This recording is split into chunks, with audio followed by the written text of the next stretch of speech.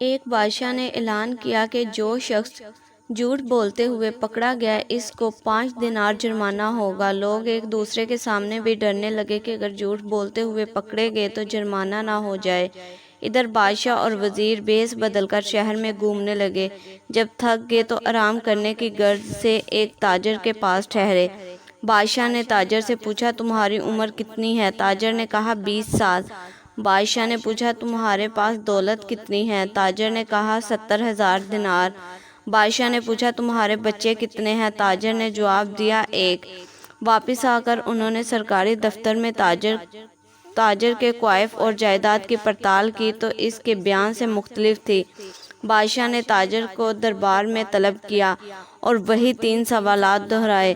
تاجر نے وہی جوابات دیے۔ بادشاہ نے وزیر سے کہا اس پر 15 دینار جرمانہ عائد کر دو اور سرکاری خزانے میں جمع کروا دو کیونکہ اس نے 3 جھوٹ بولے ہیں۔ سرکاری کاغذات میں اس کی عمر 35 سال ہے۔ اس کے پاس 70,000 دینار سے زیادہ رقم ہے اور اس کے 5 لڑکے ہیں۔ تاجر نے کہا زندگی کے 20 سال ہی نیکی اور ایمانداری سے گزارے ہیں، اسی کو میں اپنی عمر سمجھتا ہوں، اور زندگی میں 70,000 دینار میں نے ایک مسجد کی تعمیر میں خرچ کیے ہیں، اس کو اپنی دولت سمجھتا ہوں، اور 4 بچے نالائق اور بد اخلاق ہیں، ایک بچہ اچھا ہے، اسی کو میں اپنا بچہ سمجھتا ہوں۔